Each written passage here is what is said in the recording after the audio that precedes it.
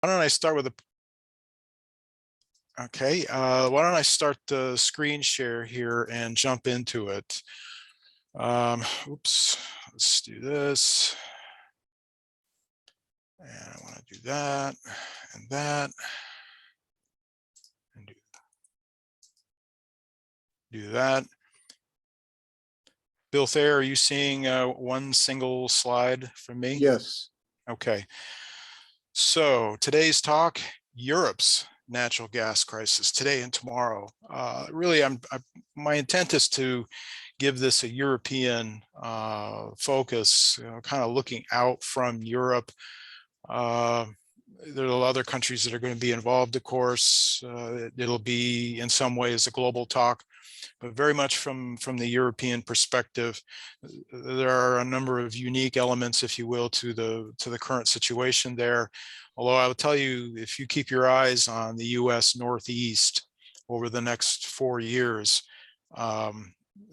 we've set ourselves up for a real accident in the US Northeast, but that's another talk for another day.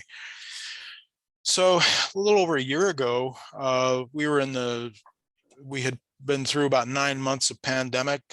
We'd seen oil prices go negative on the NYMEX.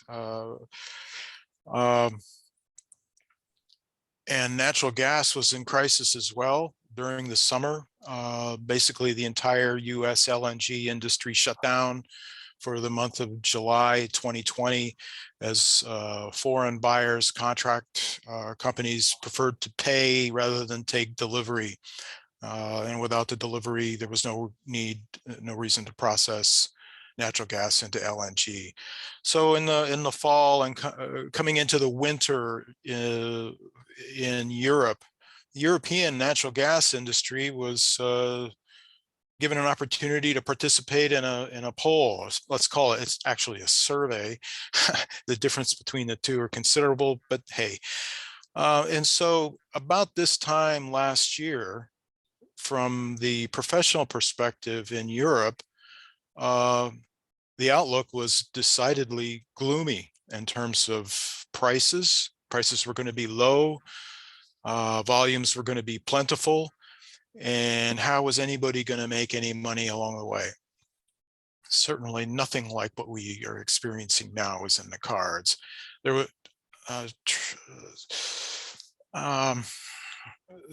there was fear of a poor economic recovery. That was the overwhelming sentiment. There was a fall in overall gas demand as the economies had been really set back. There was fear of another warm winter, and there was low LNG demand because storages were jammed full. What a difference a year makes. Wow. And this is kind of a warning. So, on these, on the graphics, on the slides that most of which of the slides I present today, I recommend that you look at the change, not necessarily the numbers per se, but the dynamic, how much change, what are the shapes that you're looking at? And so, yeah, this is really striking. This is for Europe, looking back to the year 2005. The spike that's going on now is extraordinary.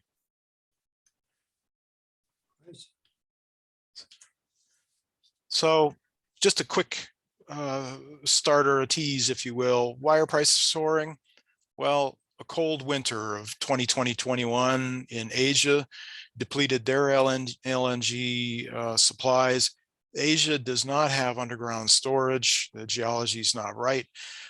So they depend, Japan, Korea, and to some degree, Eastern China depend very much on tanks of liquid LNG shore, seaside. In Europe, it was a cold spring, delayed the storage build. It's an annual thing. They run storages down in the winter when demand is high and build storages into the summer when demand is low. A cold winter and spring in Russia caused a record storage drawdown there. And let me try this. Gotta put this away. Sorry, guys. This screen is a bit in the way for me, so I'll just have to deal with it. Cold winter and spring in Russia caused a record storage drawdown and a late storage rebuild. This is a big deal. Then in 2021, very strong domestic demand for electricity in Russia. 2021 saw 6.4% growth in generation of electricity. That's a huge number for the world's fourth largest producer of electricity. And says a lot about domestic demand strength for an economy and a country that's supposed to be going to hell in a handcart. There was an explosion at the Novi Urengoy, one of the Novi Urengoy gas processing plants in August, delayed and extended maintenance in the North Sea, UK, Norway, Denmark. COVID really affected the ability to get crews on site. Then rising CO2 prices on the European emissions trading system. The prices basically tripled through the years. So it really kind of put a floor under this rising tide before a blowout this fall. Then something that is really got to be covered seriously in another talk by other people or myself, and has got to be dealt with by authorities in the EU and here in the United States, and that is the enormous extended wind droughts affecting Germany, UK, and in the North Sea. This was not a few hours. These were days and days and days and days. There was a minimal storage rebuild by Gazprom and their North European storages, and a lot of, well, the latest epic episode are unscheduled repairs to about 1/3 of the French nuclear fleet. Another topic. And then in terms of the spikiness of pricing, the market behavior of traders, short covering in the European gas futures markets produced two wicked spikes. So looking here at prices, kind of picking up where, looking at 2021 here, it's a ramp, talk about get your skateboard out, this looks pretty cool. And then it turns into almost something akin to some sort of a shock therapy here. And this is for the Europe prices. Similar things were going on in the UK. Actually, the UK situation's tighter than the rest of Europe. They're closer to the edge all the time. This chart going back to 1997 gives you an indication of just how wicked the spike is. This is just unparalleled in modern UK history. And comparing to give you some reference point for the United States, over on the right side, you'll see US gas, Henry Hub, I'm sure. US gas is very, very low, but it's a whole lot lower than the EU. This huge spread. So it's big. And it's very different than what we're experiencing here, even though we're getting some price wrinkles here, which are a bit of a harbinger of what I think will come in a few years. In Europe, the high gas prices, gas is used to generate electricity, renewables, of course. The old school world was generating with coal, then things moved on to nuclear and gas. This is a picture of what's called the dark spark spread. And what I want to show here is this gray line. It shows, in fact, that there's a tremendous incentive to burn coal, not gas. And boy, has that happened. And that's a key part of what has supercharged the CO2 emissions prices in Europe is when you're going to burn coal, you're going to have to purchase essentially permits to release carbon dioxide. And the coal demand has just been tremendous. Firstly in Germany, but also in the UK, they found themselves running very, very close to the edge, saved from blackouts by going back to coal when the COP26 was going on. Basically, the UK was kept, the lights were kept on by coal. Go figure. So part of what's been going on through the year, that Europe has a very liquid, very marketized, liberalized gas market, similar to what's here in the US, but it's very, very liberal in the US and in Europe. And I'll touch on it a bit later, I hope. But really, this is an echo, this liberalization is a consequence of the British involvement in the EU. And Brexit, brains versus trains, British were getting a lot out of their engagement with the EU, and so was European Union. But one of the things that the gas market was being keyed to in Europe was dependence on natural gas imports in the form of LNG. Europe had become kind of a swing consumer. They would benefit when LNG was plentiful, prices would be cheap, but they would also be a considerable risk if natural gas prices soared on the back of tight demand. And all through the year, EU TTF, the Dutch hub price for natural gas, tracked the Asian marker, JKM. It followed JKM into the stratosphere. There was a bit of a tango of sorts, but the Asians were going to bid and the Europeans tried to catch up. And it was only at the very end of the year in December, basically, when LNG storages in Asia were full, that cargoes suddenly appeared, and you got news stories about these fleets of LNG tankers heading across the Atlantic to rescue the European Union. Just a little bit of graphics here. Maybe this is a busy one. I'll start with the bottom, the light blue, showing slow, steady decline over a 6-year, 7-year period of production inside the EU. This purple bar is LNG, curiously showing some volatility, which is not a good thing in the energy business. You can make money, you can lose money, but volatility gets priced out as risk for somebody.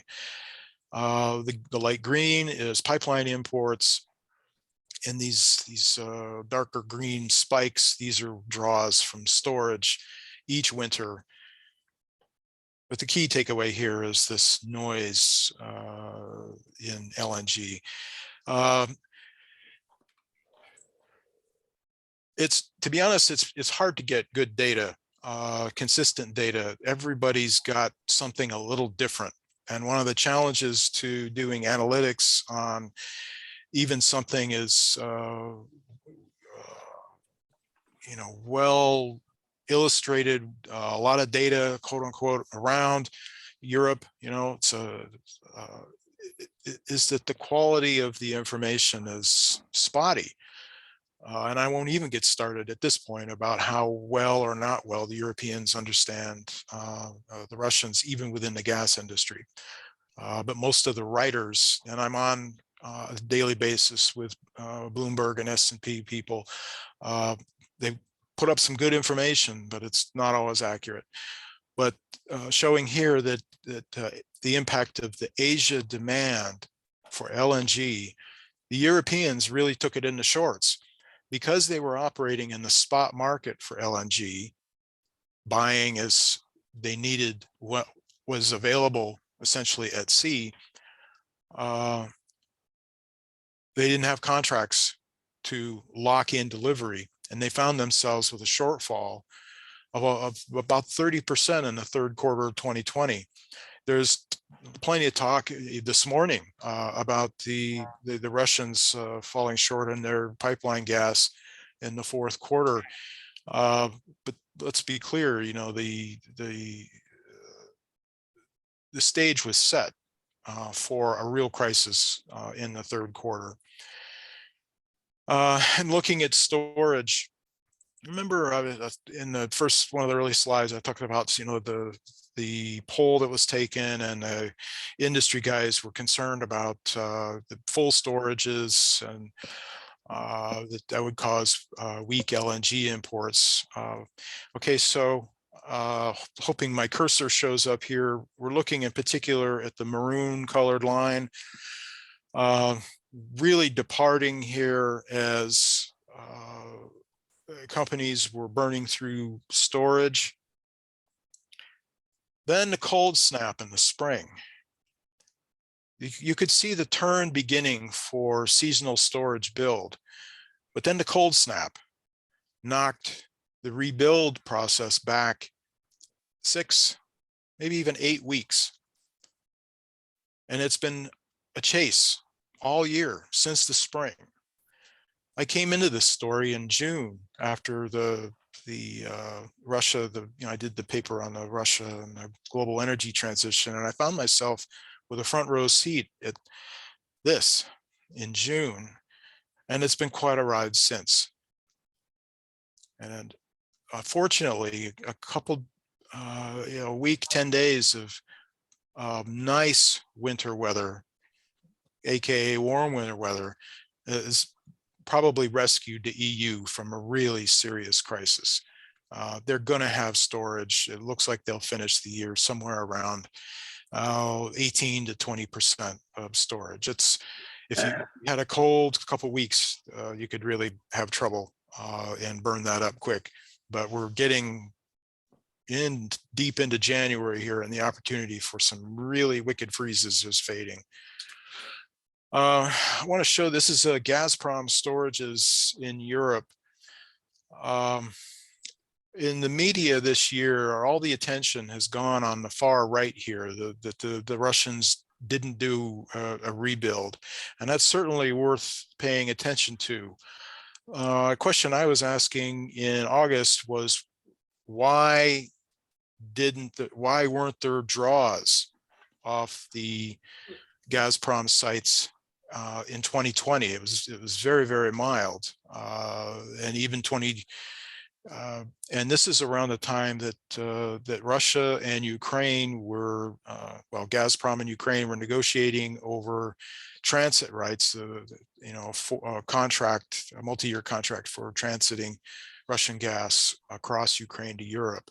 And Gazprom was prepared for a cutoff and had filled their storages. It so happens that a deal was signed the day before the deadline, and transit contract is set through 2024. I'm running behind here, guys. So coming to the storage situation for Russia, as I mentioned in an early slide, it was a cold winter and spring in Russia too, and I mean cold even by Russian standards by a bunch. The Russians were drawn way down, record draw, and by the end of June, and things hadn't improved a whole lot by September, the Russians were down about 40 billion cubic meters of gas in storage. It's a big number that you're going to have to pull off for flows for others. And this is really Gazprom storage. And Gazprom's not the only act in town in Russia. I'll talk a little bit about that. But Gazprom is a state-owned company by and large that has a monopoly on pipeline exports to Europe. It's granted by Moscow. But the other side of that is that Gazprom's the prices that they can charge Russian consumers is controlled, highly regulated, and is low. And Gazprom is responsible for building storages for the winter. And winter is the third rail of Russian politics. You do not mess with winter in Russia. If you do, you'll find yourself out of a job and perhaps even more. And that would run all the way to the Kremlin. It's the third rail of Russian politics, winter. Then, just as things were really tightening up in the gas markets, there was a devastating explosion at Gazprom's. This is a ethane separation plant. It's basically natural gas liquids that they're taking out of raw gas coming out of the ground. And this picture is just a part of the facility. I mean, it was a tremendous explosion that wrecked one of the important facilities in Russia, its gas industry, and knocked upwards of 16 billion cubic meters of gas annual rate offline. Gazprom did quite a scramble to try to recover, but this certainly didn't help. I don't want to spend a whole lot of time on this, but basically you can see that Gazprom's output, and again, they're not the only act in town in Russia. Gazprom's output kind of fluctuates around. This is looking back 13 years, and you can see flows to Europe and Turkey. This is a pretty strong year, especially exports to Turkey, but things did get complicated in the fourth quarter. Just looking a little bit for what Gazprom does, and again, and Gazprom is basically half of Russia's domestic gas supply. And they have a pipeline monopoly to Europe and to China. And you can see they are very much export oriented. I'll come and explain a little more on the domestic side, because it has real implications for Europe's future. So at the time, all for months here, there's been an ongoing debate, if you can call it that. It's almost a shouting match of many different points of view that this is Russia is trying to screw the Europeans into opening the Nord Stream 2 pipeline, or that they are putting pressure on Europe over Ukraine and the situation that's ongoing there now. And that flows from Europe are weak, and there's reverse flows going from Germany back into Poland, and what's up with that?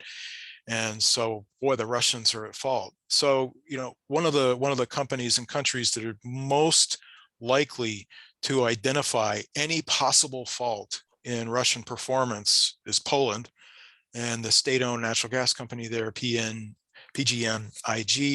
This is in late December, saying that their gas supplies are arriving as per contract. So it turns out that where the trouble is, to the degree that there is, it's in the spot market. But the base movement of gas in Europe is steady. Whoops. The key here on this slide is the left side. Europe has, over the last 20 years, liberalized and marketized its economy. Competition policy for the EU has been the vehicle by which market forces have been introduced in a profound way throughout Europe, much to the annoyance of various local or occasionally national interests. And Gazprom was dragged along in adjusting to this. But the outcome is that the Gazprom has come to a meeting of the minds, if you will, and is going along with the program, and they are acting as a market-driven participant. And they have decided that they are going to, for the time, this is long before this blow up, they are pursuing profit over market share rather than volume. And this quote comes from August, as things were beginning to get interesting, and right after the explosion at Novi Urengoy, how easy or difficult would Gazprom, what kind of challenges would they take to recover, and that this might present some challenges later in the year. Well, it did. Uh, but looking at the Gazprom's electronic platform, um, we've got to keep things in perspective here in terms of the amount of spot trading that takes place in Europe. Uh, Pretty much everything moves according to prices indexed to traded hubs. Uh, but those are long-term contracts where the prices are indexed and the prices change like monthly or bi-monthly or quarterly, or uh, and then there are the spot.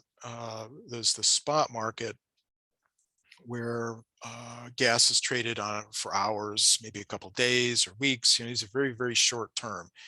And this is monthly behavior of Gazprom's electronic sales platform. And in 2018, it wasn't particularly active, got a 19 quite active, 2020 very active, 2021 not active, and it's been at zero since the middle of October, which definitely has consequences, no doubt about it. But I'll take a pause here. This is a market-driven industry now. And if you are a buyer of long-term contract gas in Europe, and you're getting steady deliveries as per contract, and your contract was signed when prices were much lower, you have pretty cheap gas flowing in or in storage relative to what the spot markets are indicating. So you, as a buyer of gas in Western Europe, you have all the incentive in the world to sell into the spot market some, but you certainly don't have any incentive to buy. You don't have any incentive to drive the price down. And the market, this market accident that's going on, and it reminds me a lot of the California the electricity crisis in 2000, 2001, and a bit of Texas with the Texas freeze. Markets have kind of been given this idea of many people that think there's some sort of panacea. Well, markets work when there's liquidity. And when the product that's being traded or service is relatively inelastic, where inelastic meaning, are you going to change your behavior according to the price? How quickly can you change and how quickly will you change? And it turns out that there's a lot of lags in something like energy. And these spot markets are not geared to deal with that very well. What they produce are these nasty outcomes of price spikes. So this ideology, this fetishism over markets has got to be constrained a bit by reality, because folks, reality bats last. What are the consequences of this crisis, this soaring prices in Europe? Well, as was in discussion here earlier before the talk got going, soaring consumer gas and electricity bills. We're talking up 50%, maybe two times across Europe. And the consequences in inflation are going to be significant. The highly marketized utility market, similar to Texas, where consumers dealt with utility brokers essentially, and they were naked in the sense that they promised what they couldn't deliver. Essentially, the broker companies promised to pay well, they got caught between promises for cheap, and suddenly their supplies got expensive. And huge numbers of utilities in UK and some in Netherlands, and I'm hearing things about Germany as well. There's also a financial crisis, cash flow crisis at the big trading company Gunvor, and now the German utility electricity giant Uniper. Margin calls to, because of the rise in price, you're essentially inflating. You have the same fixed amount of gas or electricity but the price is now massively inflated. And essentially you have to finance that. And you also have to finance what you're doing in the futures markets where you're hedging risk. And so you got a lot of cash call. One of the big things is waking people up in ruling circles in Europe is the closure of factories in the fertilizer and aluminum sector. The shutdown in fertilizer factories in Europe has had an immediate and direct effect on fertilizer prices here in the United States. This is going to be an ugly planting season in the US. There are efforts to claw back windfall profits, which turns out to be problematic because of the perverse impact of marginal cost pricing, which means that the price that all suppliers get paid is determined by that last bit of increment that where your supply now meets demand, that final bit of increment, that price is what all suppliers get paid, no matter what their costs are. So it turns out that some of the biggest beneficiaries of this crisis, certainly in the electricity business, are the renewable generators. So that's created some interesting feedback. Just looking here at the UK, this is a list of companies as of the middle of December. This is a list of companies that had gone bankrupt.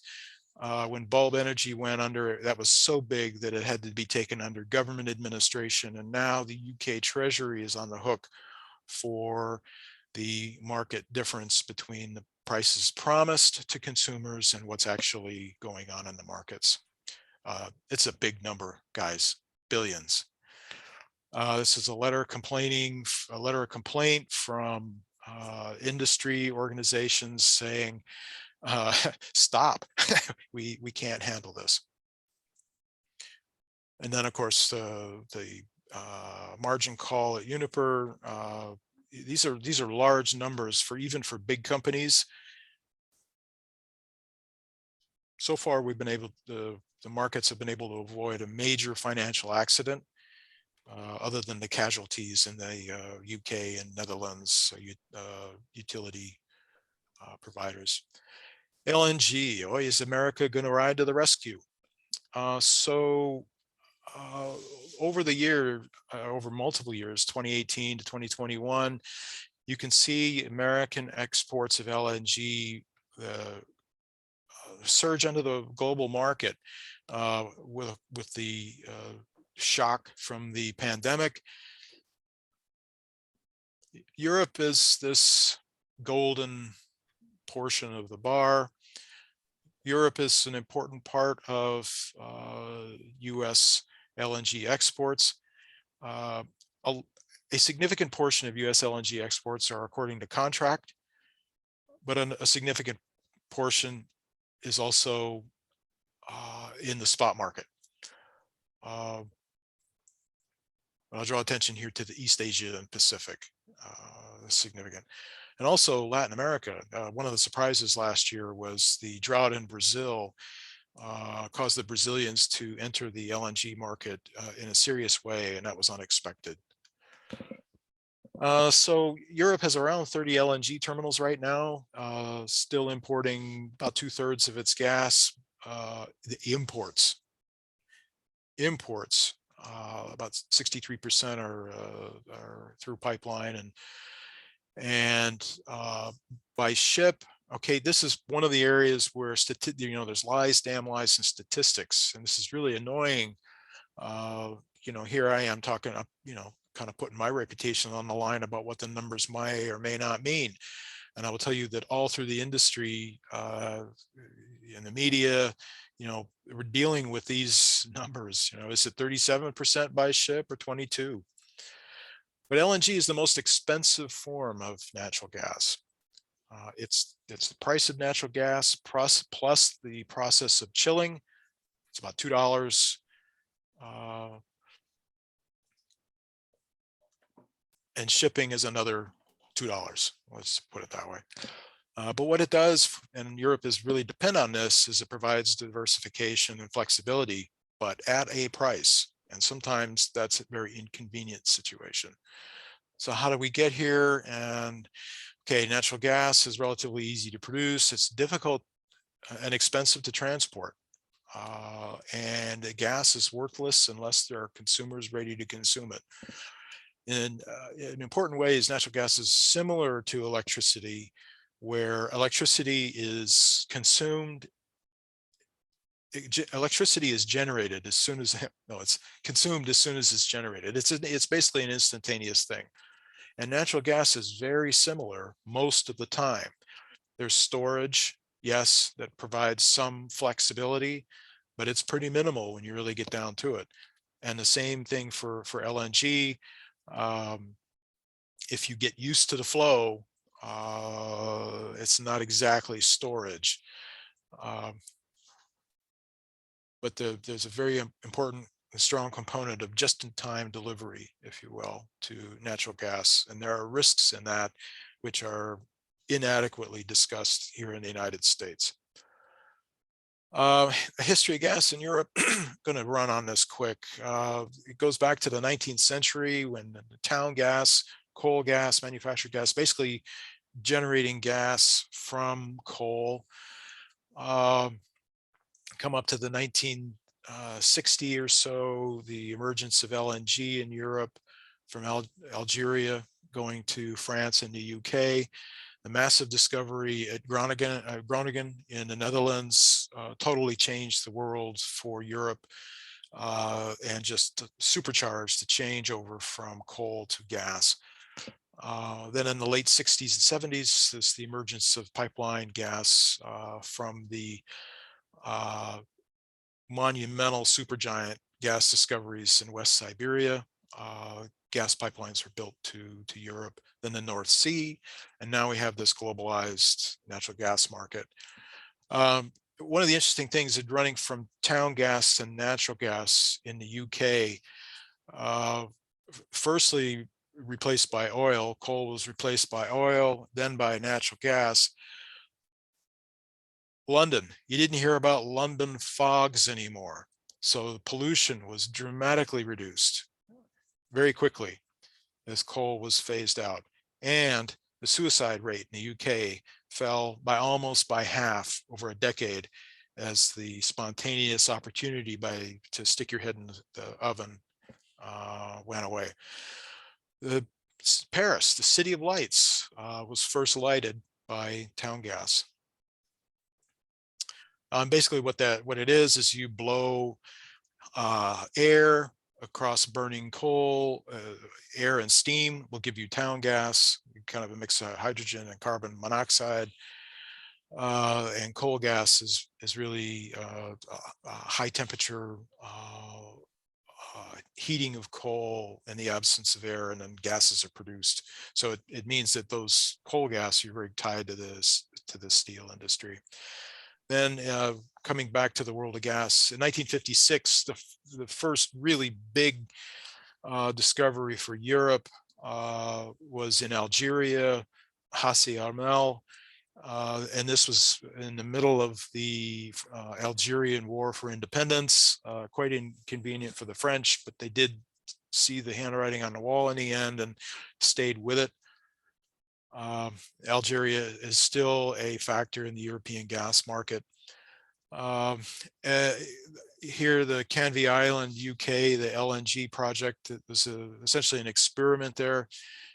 People in the town gas and in the coal industry in general in the UK could see in the 60s in the 50s that the UK was running out of coal and they needed to find alternatives. They did.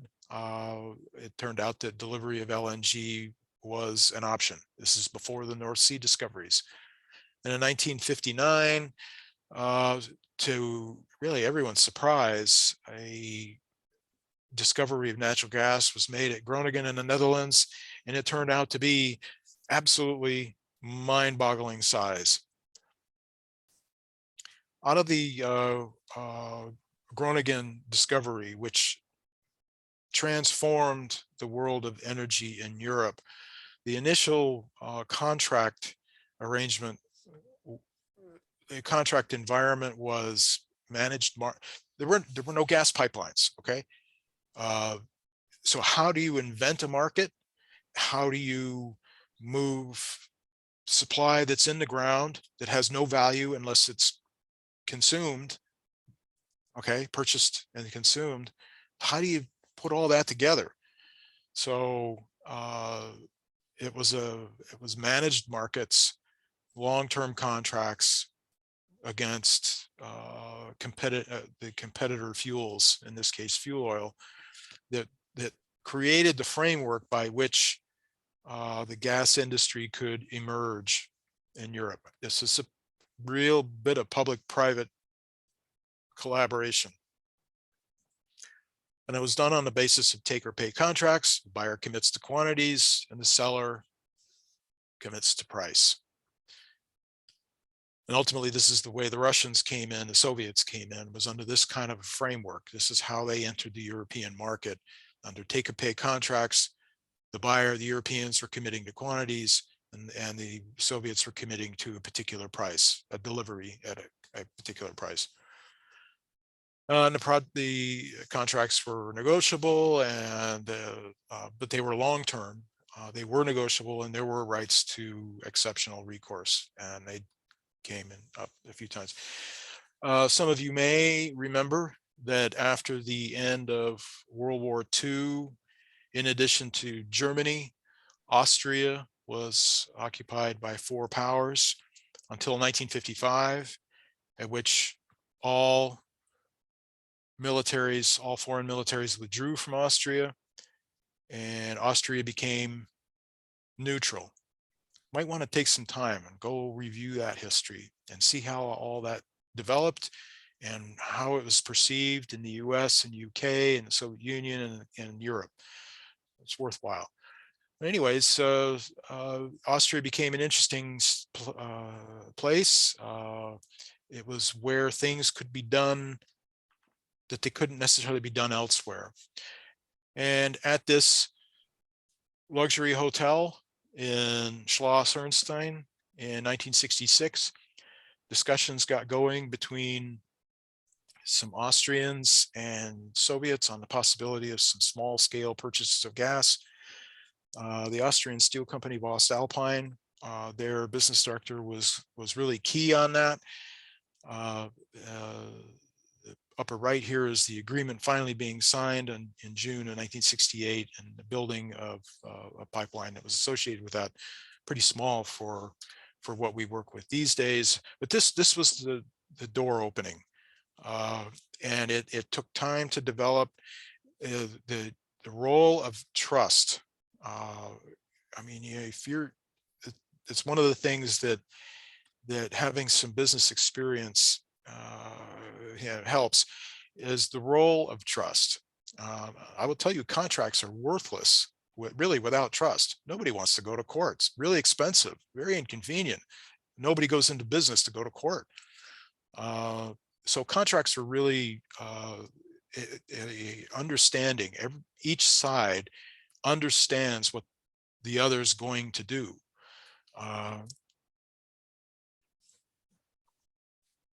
This is a big opening, and the Germans came into it slowly.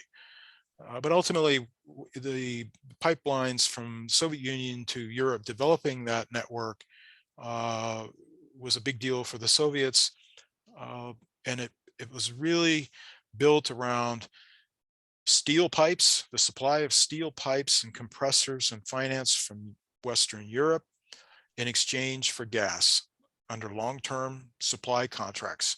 And you could bank all that. And it was big business for the Europeans. They could also see that the Groningen field was not going to be able to continue to meet the demand for gas in Europe, and new supplies needed to be found. So this all fit together very, very well. And it took place in the middle of the Cold War. Gonna run past this current era. I don't have much time left. Where are we today? Looking at on the left side, the consumers of natural gas in the world. A couple of years ago, 2019 was the last year of sanity, if you will, economic sanity, or stability, to be fair. You can see US consumption. Europe is the second largest market, Russia third, China fourth, around 5. And then in terms of production, well, you can see Europe is only 100 billion cubic meters, and they consume essentially 450. I mean, so they're going to import a lot of gas. In terms of producers, you come down to the bottom here, and the United States and Russia are the top two producers.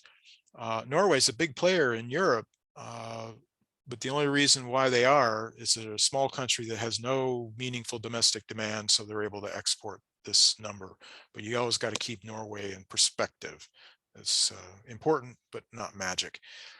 The graphic on the right showing how gas fits into the overall energy consumption picture for Europe. It's important. In Europe, what do they use natural gas for? The green, electric power. And that's going to grow. The projections are for sustained growth. Buildings and transportation, growth before plateau. And then the industrial consumption, it's basically flat. So all this projected increase in demand for gas in Europe is, for the most part, around electric power. We're going green, right? So coming back again to that huge discrepancy between local production in the EU and the need to import. This red line shows that back in 1970, Europe met basically all of its needs, other than a small increment that was coming from the USSR. And I mean, it was a small increment. But as European demand increased, and as supply began to fade, North Sea gas was important, but nowhere near as important as Groningen. And the fade of the Groningen field, and particularly over the last decade, as earthquake activity at Groningen has become a problem, and Groningen is going to go offline this year actually. You can see that Europe is increasingly dependent on gas from abroad. It's just the reality. And where are they going to get it from? So looking at the total, these are multi-year graphics of total demand for gas in Europe.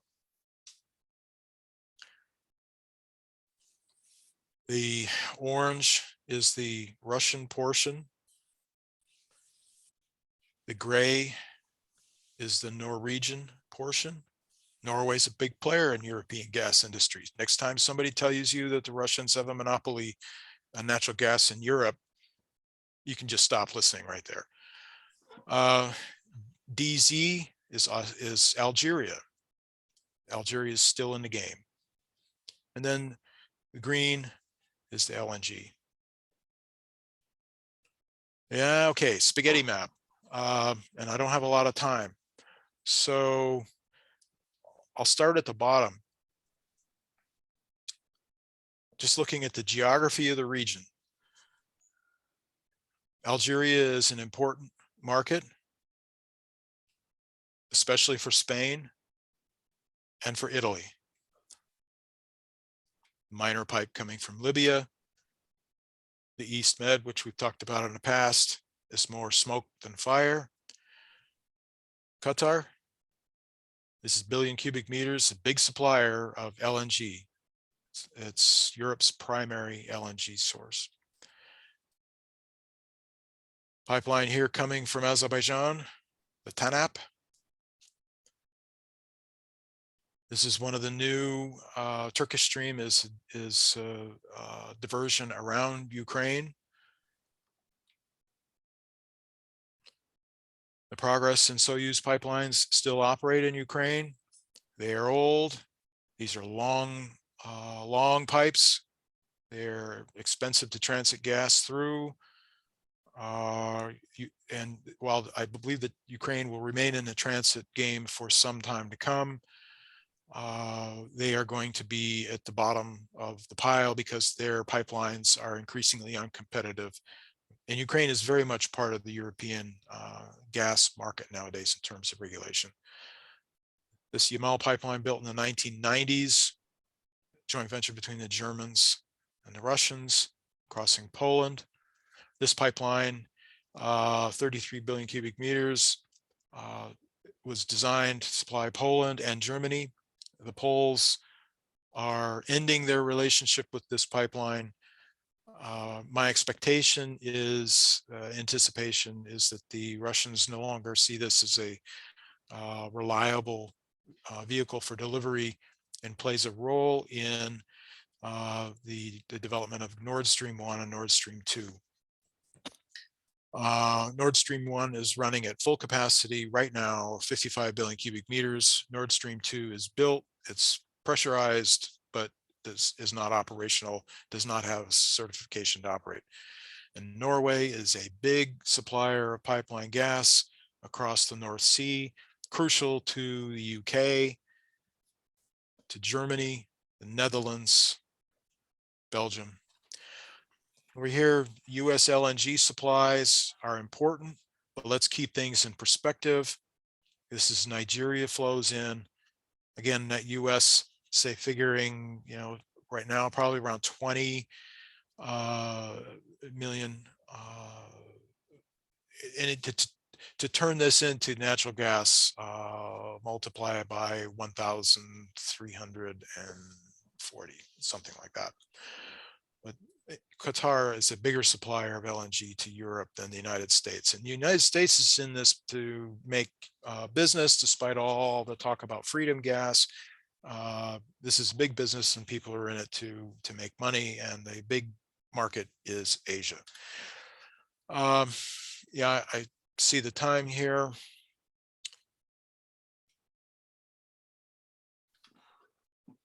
The big thing about the last 20 years, 25 years in Europe is the liberalization and marketization of the gas industry. In 1994, gas passed coal as number 2 in the energy mix in Europe. The rise of the single European market concept really began to run in 1985. And for natural gas, the bottom line, the bottom 2 lines, the third power and gas directive of 2007 mandated the unbundling and marketization of the gas industry. And nowadays, if you are buying gas as a power generator or a household, you are paying a pipeline company and you are paying a gas supplier. Take a look at your SDG&E bill sometime. You'll see the same thing. Nord Stream 2. Guys, I'm going to run a little long here, and it's better to do this. So Nord Stream 2, as you saw in that previous graphic, running parallel essentially to Nord Stream 1.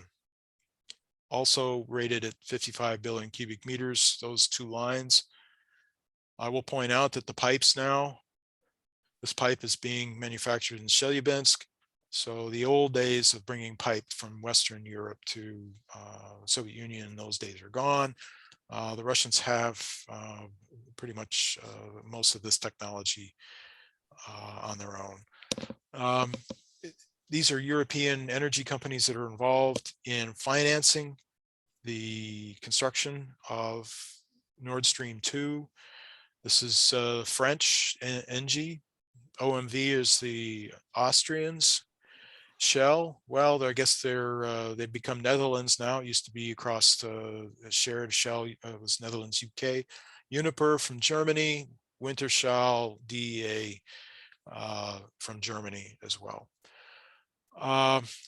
Okay, the certification for Nord Stream 2, which is now suspended, A lot of news about that, a lot of noise about this. The German agency Bundesnetzagentur, if you can say that fast, I'm lucky you. This is an independent federal agency in a country that doesn't have a lot of independent agencies. This is a well-founded agency. They are very independent. They are unpoliticized. It's strictly business and law and business. And they regulate the country's gas, electricity, telecoms, postal, and railway sectors. So Nord Stream 2 is built. It is pressurized with gas. All the technical requirements have been met. However, according to the German Bundesnetzagentur, a couple things need to happen. Three things. One, the Swiss-based consortium Nord Stream 2 needs to form a company under German law to get an operating license. Okay. Not rocket science. Whoops. Dave, Yeah. Dave, are you going to be able to wrap up in about 5 minutes? Nope.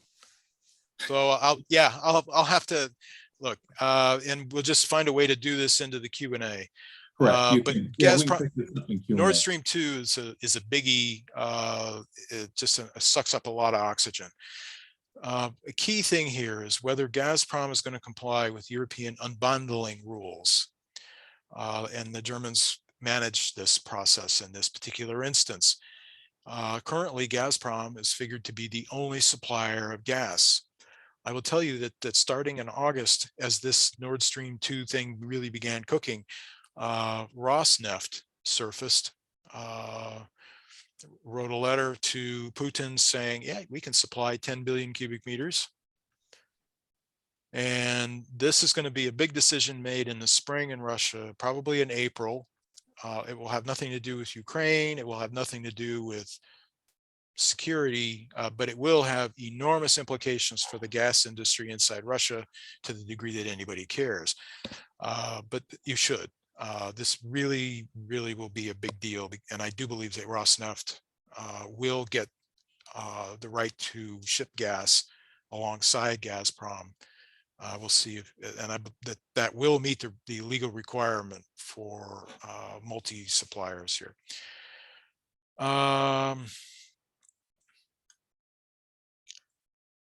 Okay, Nord Stream 2 is the red up here, anticipated, was anticipated to be online already, but is not. The blue essentially is the fading of supply through Ukraine. The green is Nord Stream 1 already, and the yellow is Turk Stream across the Black Sea to the south. I did mention this, that I think the Poles are going to, well, they are going to disconnect from the European gas, from the Russian gas supply. They are going to bring gas from Norway, the graphic on the right. They're going to bring gas from Norway. And I believe that means that the Yamal-Europe pipeline becomes a real question mark.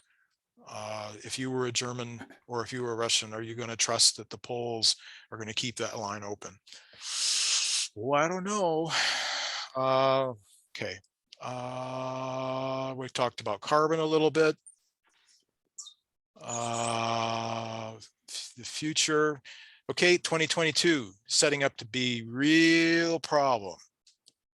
Just out here a couple days ago, I spent a lot of time with these guys at ICIS, and their projection is another short year for LNG. They're figuring a global shortfall, about 2% total. Not that much, but the competition between regions in the world will remain very, very intense. And this dynamic where supply and demand are very closely aligned sets the stage for volatile prices through the year at a time when storages are going to have to be rebuilt. Looking forward, declining EU production. Groningen closes this year. Norway is projected to peak and decline. increased demand across Europe because of the closure of nuclear power stations in Germany. What timing? Belgium too. Germans are also looking to close coal-powered power plants. Got to generate something. And then gas is the backstop to it's a vital complement to intermittent wind and solar. And this is not a joke. This is not some sort of academic argument. This is not about denying climate.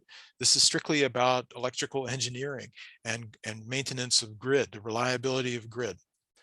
And we can talk about the taxonomy, what's green.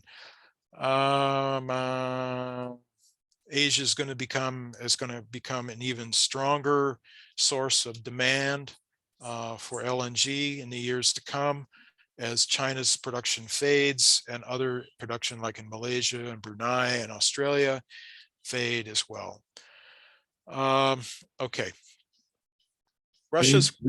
Are you almost there? Yeah, I am. I'm racing here now. Okay. Something that we can talk about and has to be talked about more seriously in the industry is the movement of the rundown of the great traditional fields, the Urengoy, Yamburg, Medvedyev, that at the turn of the century were producing 400 billion cubic meters, but that not more than 10 years later, we're down to about 100 billion. And now Gazprom and Novatek are arguing over who is going to control these fields, how much of it's going to go to LNG. Novatek is a big LNG company. Gazprom wants pipeline gas. So the Russian situation is important. A little graphic here indicating that Gazprom has about half the domestic demand for Russia. It's a very active market. Novatek produces 2020 about 72 billion cubic meters. That's enough to supply the state of California with enough left over to run their entire LNG industry on the Yamal. Novatek is a private company. These independents here, they sell gas in the Russian market at free pricing, unregulated pricing. And what they've done is cherry picked the big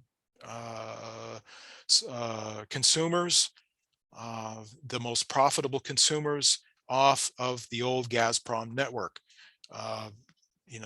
The idea that Russia is a monolith, that your world will be very complicated if you insist that Russia is a monolith. It is not.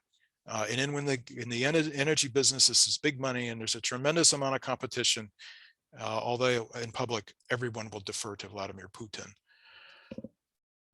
China is a big factor coming forward. If Russia is beginning to move in a serious way to supplying gas to China.